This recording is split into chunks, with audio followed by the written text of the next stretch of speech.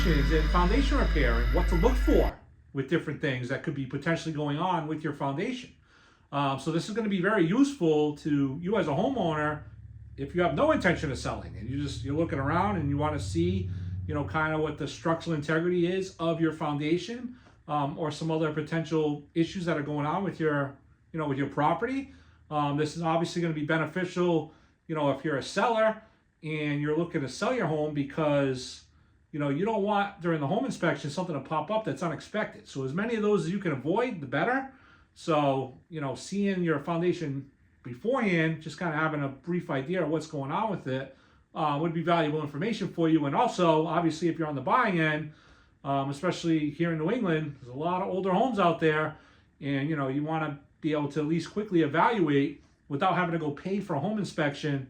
If you could quickly see some of the things that are going on that might trigger you to really make sure you get a home inspection, because I know sometimes we're waiving home inspections. That's kind of not been the case as often recently as it used to be, but it's still happening. So that's something you want to take a look at also, and this does not replace a home inspection. So don't take this information as replacing it altogether. Even if you see concerns or you don't see concerns, I guess more on that side, right? If you don't see them, you still want to have a home inspection done, because sometimes there's some underlying things going on that you're not going to pick up on right away.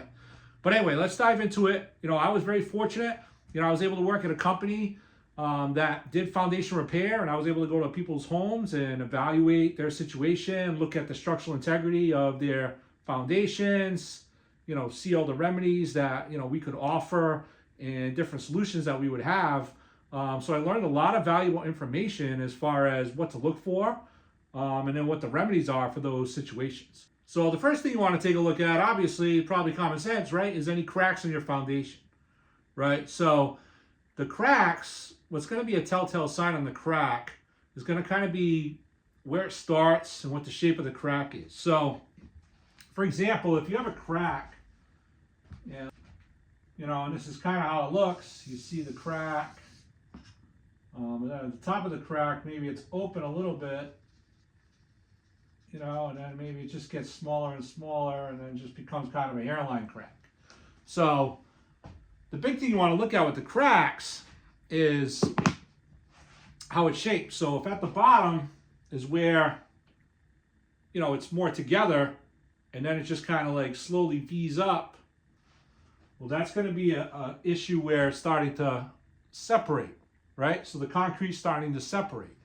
So, there's going to be a telltale sign that something major could be going on with your foundation. Important thing to notate with cracks also is that, a lot of times people think, oh, they just happen, right? And they do when things settle and different things, but something caused that crack, right? So sometimes it's just a quick settling at some point, and then that's it. But sometimes it just gets worse and worse and worse and worse, right? So one of the big things you want to do, obviously, so do a perimeter, check all your foundation, the interior, the exterior. Sometimes you see this on both sides, typically. You're going to see it on both sides in the same spot. Sometimes it's just a hairline on one of the sides, and it's going to slowly get to the other side. Sometimes you're going to see a big gap. I mean, you're talking inches here in between here. So obviously, call somebody when you see that. But anyway, a lot of times what happens is when when the concrete starts to separate or the foundation is moving, we call it rotating. So it's going to start to rotate one way or another. So it might not just be pulling apart. It could also be going a different direction also. So one thing you want to do, if it's just a minor crack, I recommend just throw a crack monitor on there. So you just monitor the how big the crack is for now, and then as time goes on, you measure it. So you might measure it. If you're really not sure, maybe you just moved in, throw some crack monitors on there, right? So you want to see how much they move, how much they rotate over a month, 3 months, 6 months, a year, and that's going to determine largely on your game plan, right? Because if you don't see any changes in a year, well, then the settling probably hasn't continued, right? Or it's kind of slowed down at this point.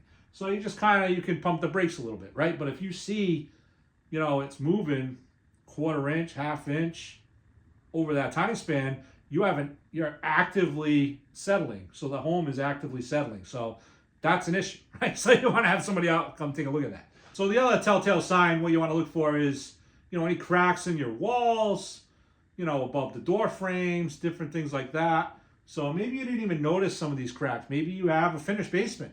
Maybe, you got a lot of clutter down there. It's storage, right? That's what happens with a lot of us, right? We end up have this open space. I see it all the time with garages. People have a beautiful garage.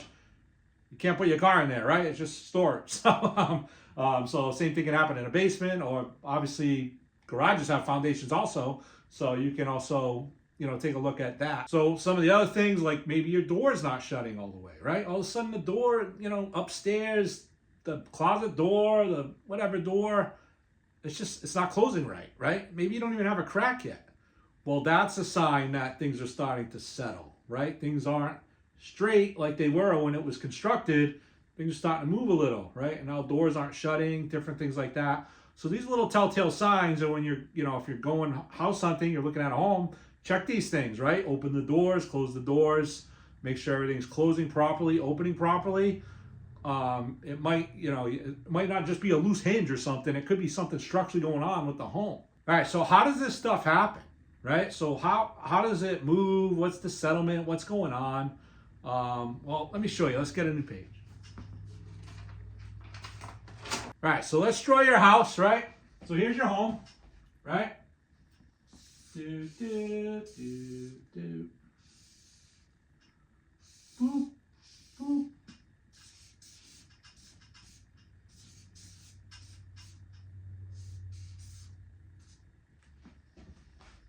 What an artist I am, right? All right, so you got the home going on. And you got your beautiful green grass here. There you go, right? Under the ground, you got your foundation.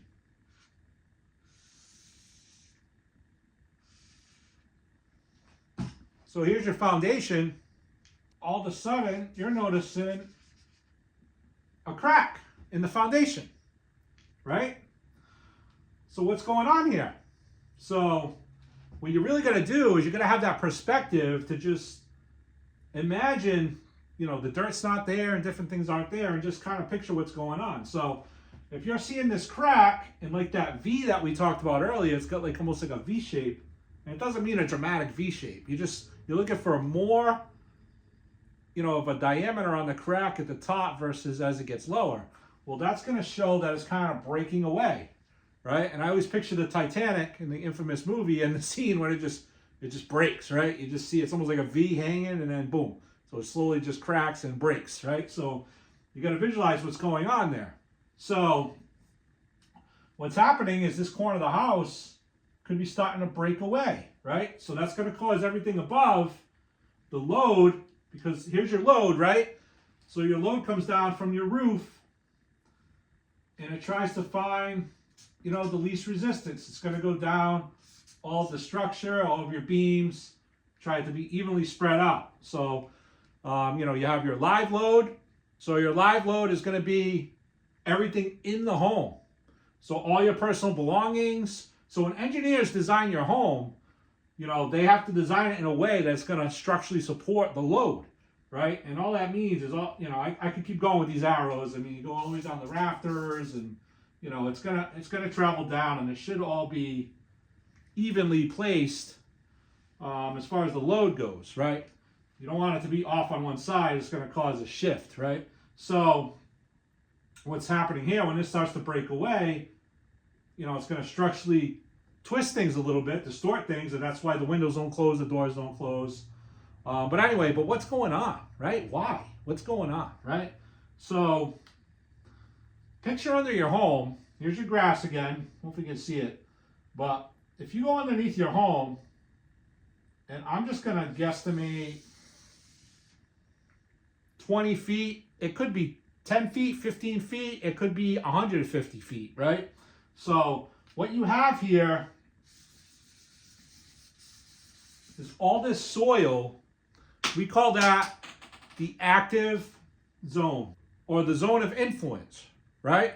So you have this area that can be affected, and every home's different. You know, obviously down in Cape Cod is going to be a lot different, you know, than maybe Western Massachusetts, right? So the reason we call it the zone of influence is because this whole area can be influenced by external factors, right?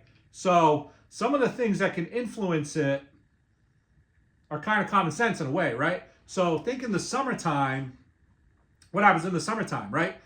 It's hot out, things heat up, things dry out, right? So all your soil that's in here, right? When all the moisture comes out of it, it shrinks, right? It's going to shrink down because the moisture's coming out. So what happens when things shrink, right?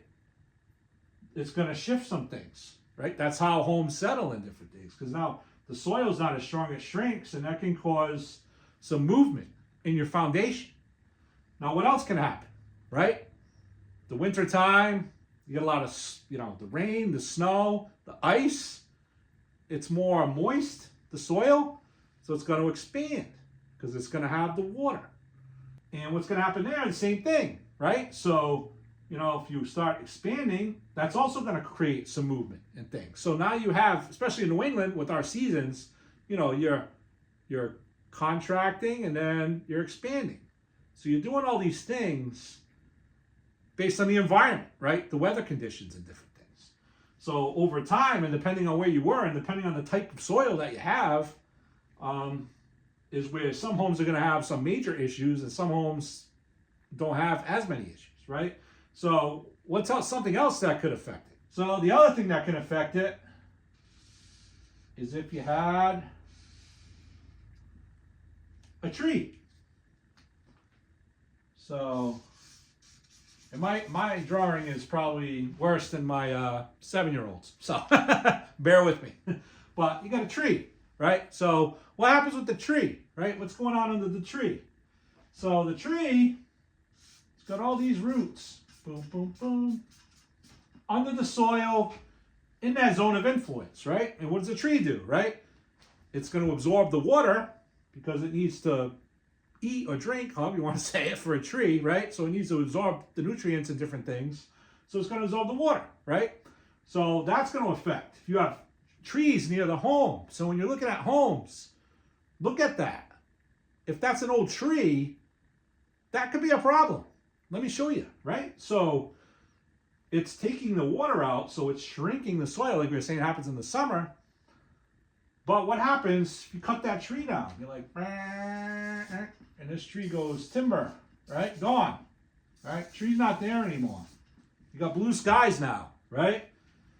What happens under here, right? So now the water, it's not taking it as much, but also this is all going to die out.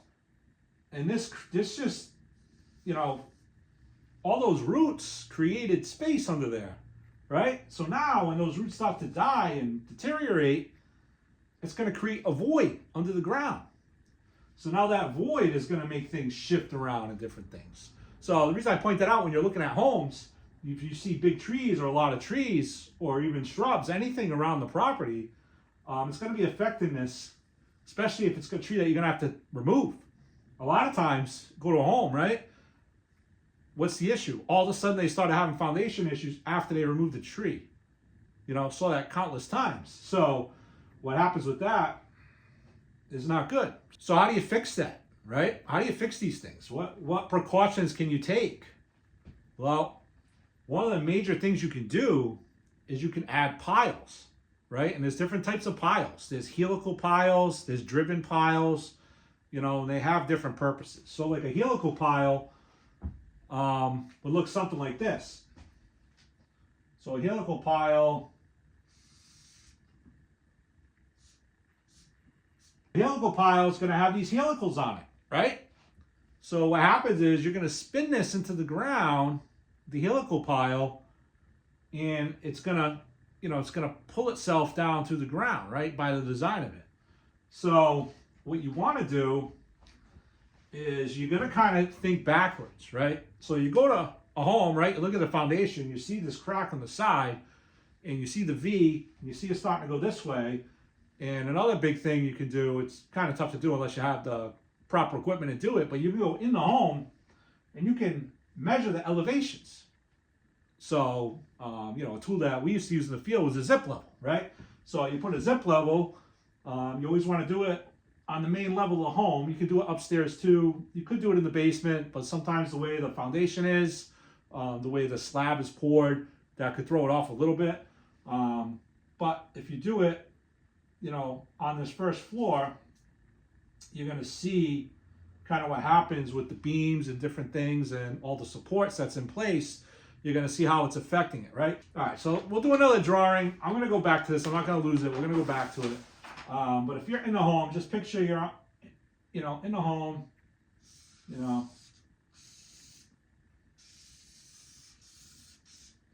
And sorry, my curve. I was going to stop to get fancy, and I changed my mind. I'm just going to do a box. So you're in the home, right? You got your, your kitchen. Maybe your living room's over here. Whatever it is, right? How are you set up? So obviously this is not a good example here, but so what you want to do is you pretty much want to find the center of the home. You put your base point in the center, right? Obviously there's a wall, so it's going to be off a hair. But what you do is you have it has a line attached to it.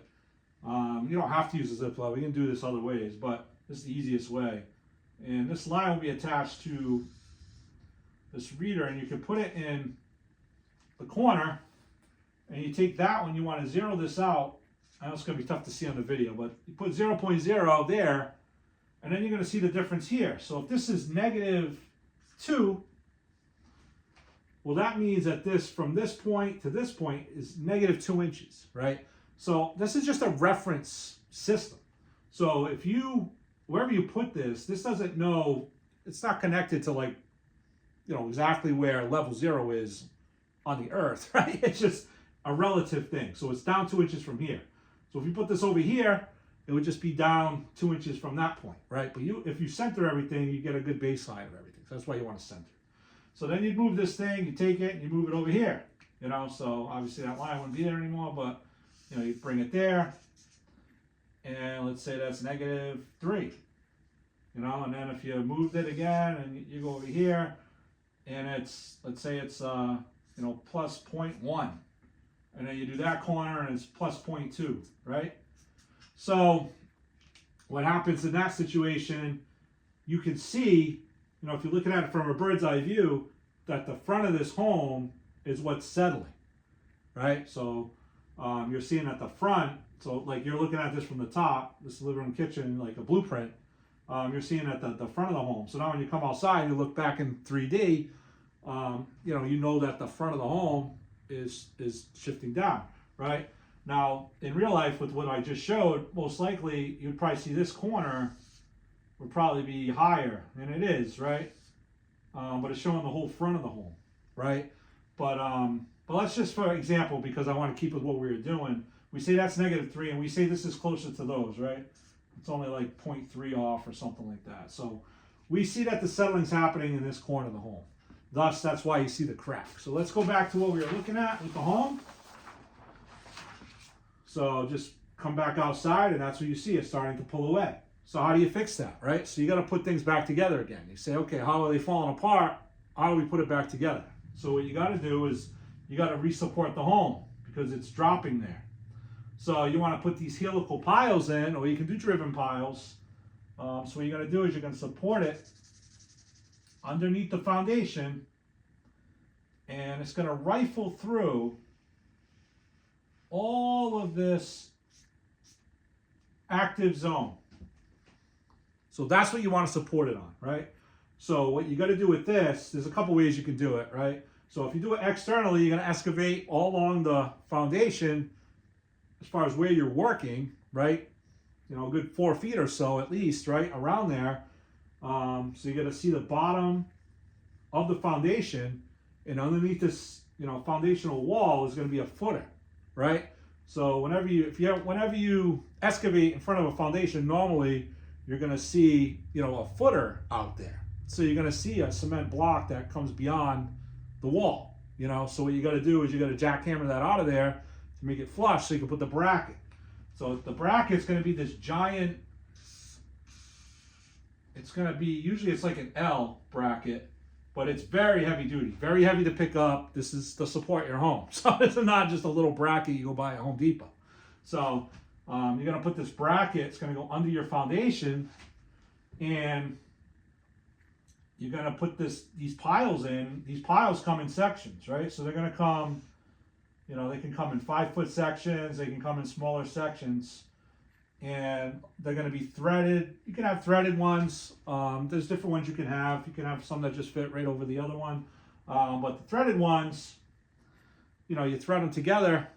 And so what you do is you start, drilling this down. You put in the first 5-foot one, and then you're going to attach the second one to that one, and then you drill that one down, then the third one, that one down, and you're going to keep going with this until you hit a certain level, right?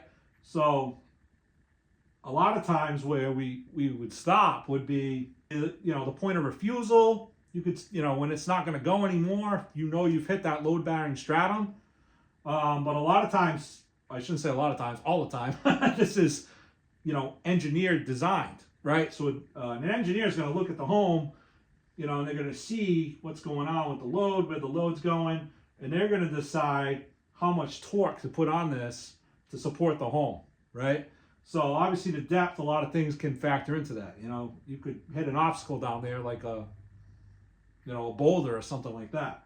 Then you have options with that. You could reposition, you could try to drill through the, you can do a few different things. So you try to move it, all kinds of stuff. But anyway, that's the whole point of it, right? You want to rifle through this active zone, right?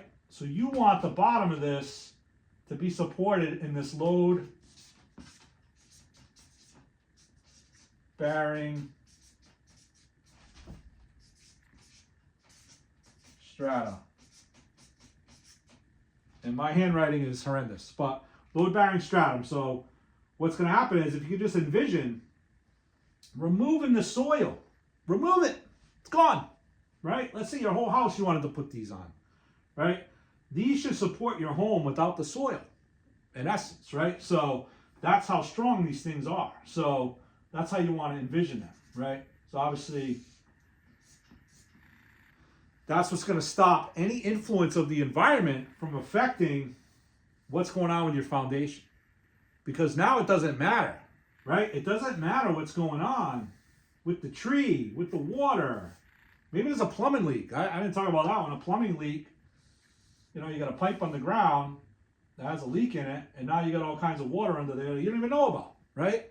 And then sometimes you got water, a lot of times too, there's water that runs under the home, right? So a lot of times when the guys are digging this out, or girls, digging this out to put in these piles, they're going to come across water, right? Because you have a higher water table there. So there's a lot of things going on. But once you rifle this all the way down to here, you're good, right? I mean, nothing's ever permanent 100%, but you're in a good situation, right? If you can get it down to here. So that's the whole idea with these, right? So you want to put them, the engineer would decide how many you're going to have. A good rule of thumb is maybe every 6 feet. You can also do something else with these, right? So now what you could do is you could try to recover the home. So let's say the doors upstairs, they're not closing, they're not shutting properly, neither are the windows. And you want to try to get that back, right? If you can. So you can actually lift the home with piles, right? So there's two kinds of piles like I was talking about. So you have the driven piles and the helical piles. The helicals are going to be like a screw pile. They're going to screw into the ground. The driven piles are going to be driven, it's going to have a machine that just drives it all the way down, right? It's going to be like a hydraulic system, right? So now what you can do is you can put all these piles in. They all work the same way. With these, they go in sections, right? So you want to also look at how they connect, right? Because think about it. Let me see my chart. If you're going to connect things, right? Connect things together, right? What happens here, right? There's always going to be a little bit of wiggle room, right? No matter how good you do it. right? No matter how tight it is, it's a tiny bit. So when you're drilling this down, eventually over time, you know, if you put enough of these in a row, it's going to start to twist, right? So that's something you got to look at too. So when you choose the right helical pile in the right sections, you know, bigger sections are better. Also, if you can have some kind of sleeve over this, if you put a sleeve over it, it's going to help keep that from moving around. So just another thing to consider. So the other cool thing with this, you can do a uniform lift, like I was just starting to get into. So if you put enough piles here, so let's forget this whole thing. So if you're doing this corner, right, we'll just wrap that up. You're going to want to do around this corner, you know, probably on both sides of the corner. So on the other side too. So this side of the foundation, and then where it goes the other way on the side of the house, support that corner up, you know, with either 2 piles or even 4 piles, depending on how far the crack is and all the measurements and all that, and support it. But let's say you wanted to lift it. You could lift just that corner too. You don't have to lift the whole house. But that's what you would do. So you would have all of these piles, have them all hooked up to a hydraulic, you know, component to it, part of the machine, and you know, it's all going to have hydraulic fluid running, hoses to everything, and you're going to actually, it's going to be uniform. So you're going to, at the machine, you're going to, you know, hit the button to lift, and it's going to lift everything at the same time. So that's what you want. You don't want to lift one pile and then go over to the next one and try to lift that. I mean, it needs to be flush. It needs to, boom, go up at the same time. And any company that's going to do that is going to have you sign some kind of waiver because once you start to lift, you know, things can start to happen, right? So you try to just do a little tiny bit at a time, but you got to be monitoring carefully what's going on when you're lifting, because if you lift, you could go too far, you could cause other issues, plumbing that's connected to the home, all kinds of stuff, right? You're moving the structure of the home. So that's what you want to look at with that. All right, so I got a lot going on this, but I do want to show something that happens, right? And we're gonna get out of my crappy drawings here. I'm gonna draw a house one more time. Let's just imagine new construction for a minute, okay? So let's imagine you got a hill. You know, the hill comes down. And you're trying to build a house. For whatever reason, you need to come more this way. So what you end up doing to build a house is you end up doing a fill. You just kind of fill this in, level it off. So you add all this new fill in here. So that's all new fill. And then, you know, you build your house. You know, let's say your house is here.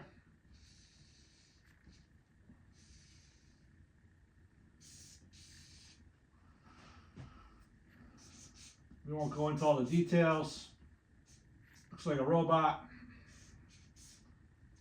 All right, so there's your house, there's your foundation. So anyway, what you should be noticing here, so this soil here has been here for a long time, you know, thousands of years maybe, who knows? And it hasn't really been messed with. No one's been digging there, doing anything like that. But this soil is new soil, right? So that, a lot of times, you'll see that in new construction. Now, I shouldn't say a lot of time. I'm not trying to scare you. You know, there's plenty of new constructions that are beautifully planned. Everything goes fine. I'm just trying to tell you about potential things you might want to think about, right? So what happens here is this whole soil is different. It could even be a different type of soil, most likely is, right? So eventually over time, especially at the beginning, the first few years, that's something you want to think about, because now you could eventually see that same crack situation happen just because of that soil, right? So one question you might be having with this new development is, you know, why wouldn't you just put these piles in at the get-go, right? When you're building new construction? And the answer is it's money, right? So that's the main reason. It does cost substantial money to put these in. So that's something that would be incorporated into, you know, the price of the home. If you're having new construction, you know, design your home, But it is something that happens, you know, especially if it's in soil that's kind of, it could be a potential issue, you know, definitely it can be part of the plan. It is part of the plan. Well, they'll actually put these in as the home's being built. Put in these piles, so they're already in there. They're already going to load bearing stratum. So it's just going to reduce your concerns for things settling over time. So what are some other things you want to do with the cracks? Well, obviously you want to make sure you don't let water come in, right? So you want to fill those in with some kind of injection, crack repair, some kind of sealant to keep moisture from coming into the home, especially if you're seeing active water enter the home from the outside. So you want to fill those in. And if the crack's really severe, you know, you could do some other methods. What you could do, almost like putting stitches. So if you have like a vertical crack going down, you could horizontally, you know, use a saw and saw cut into that, and you could put almost like a rod in there to support it, almost like stitches, and then you fill it in with some crack repair, and that's going to stop it from rotating, or at least slow it down from rotating. And then another thing you can do, I'm going to show you really quick.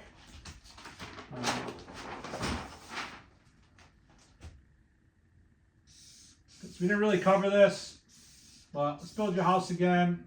I don't need to get into all this, but let's say, you know, you got some bowing walls going on. Let's say your walls are bowing in. You go in the basement, especially in New England, see this a lot. The walls are like curved, they're bowing in, right? Because of the pressure from out here.